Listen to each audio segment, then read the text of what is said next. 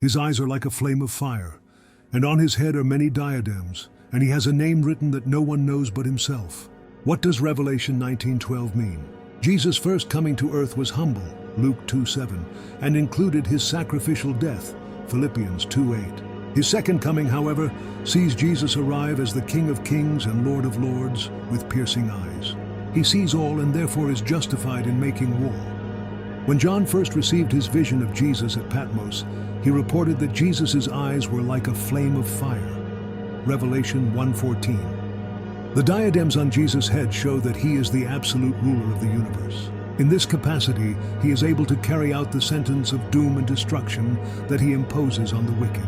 Further, he is well qualified to take control of the nations and rule them. Psalm 2:8-9, God declares, "Ask of me, and I will make the nations your heritage, and the ends of the earth your possession.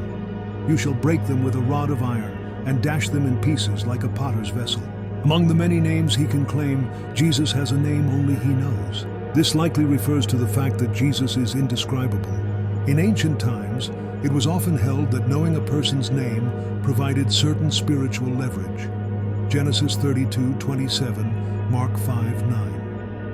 Symbolically then, the Son of God returns to earth with a name unknowable to any other person. His personality and deeds extend far beyond what we can comprehend. Revelation 19:11-21 presents one of Scripture's most spectacular moments of victory, the second coming of Jesus Christ.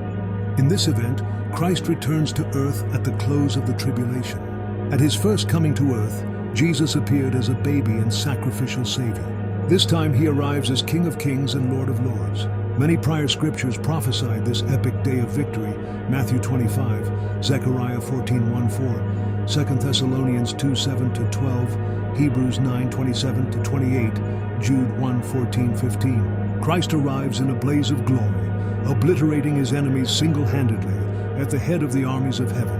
The Antichrist and false prophet become the first two cast into the lake of fire, ushering in the beginning of Christ's millennial reign on earth. Revelation 19 begins with a multitude in heaven singing a doxology to God. He is praised for judging religious Babylon and avenging the martyrs. They are joined by the 24 elders, Revelation 4.